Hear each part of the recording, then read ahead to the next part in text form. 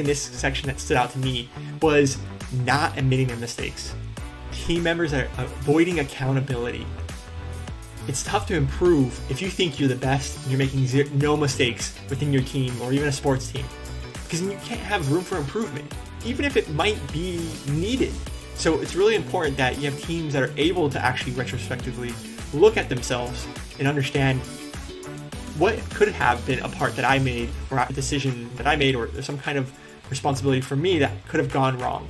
Otherwise, you're just pointing fingers and it doesn't go anywhere, because people start to put blame on others and it just continues and contagious like the disease. It's important too, as leaders, how can we ensure commitment within the team?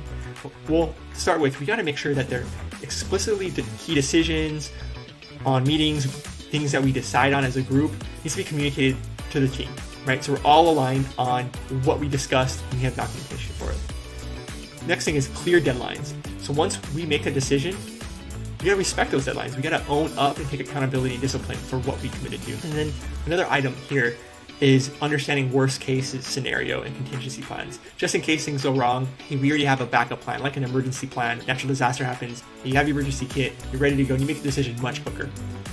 And also, a leader must hold the team accountable, must making sure there's transparency, making sure that the team is working towards shared objectives and standards. And also, reward structures need to be shifted from individuals to groups and teams to make that achievement a more collaborative environment, improve